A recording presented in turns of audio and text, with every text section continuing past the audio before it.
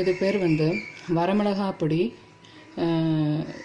இல்லைன்னா இட்லி பொடி, இல்லைன்னா இட்லி மிளகா பொடி, இட்லி தோசை மிளகா பொடி என்று எது வேணால் சொல்லலாம். இல்லைன்னா கார மிளகா பொடி அப்படின்னு சொல்லலாம். இது வந்து இந்த குண்டு மிளகா தான் அதுக்கு யூஸ் பண்ணணும்.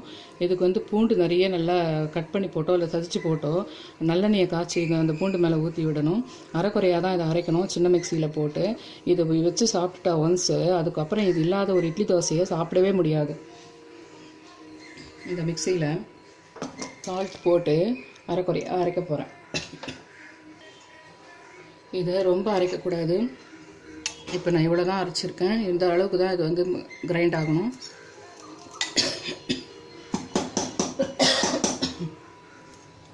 போட்டுட்டு இவ்வளோ பூண்டு கட் பண்ணி வச்சுருக்கேன்.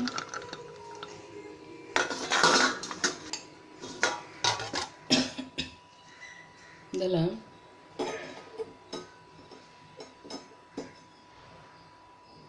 நல்லெண்ணெய் காய்ச்சி இதை பூண்டு மேலே அப்படி ஊற்றுறேன். மொத்தமாக அவசரமாக ஊற்றிட்டிங்கன்னா மேலே பொங்கி வந்துடும். கொஞ்சம் கொஞ்சமாக மேலே பூண்டு வந்து அடியில் போடக்கூடாது, மேலே போட்டு அந்த பூண்டு மேலே தான் அந்த எண்ணெயை காய்ச்சி ஊற்றணும்.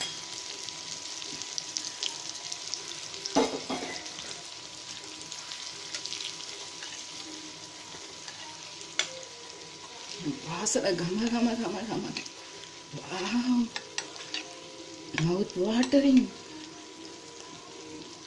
இது மார்னிங் டைம் 8:30 இன்றைக்கி. இப்போது சாட்டர்டே நான் போயிட்டு இட்லி கூட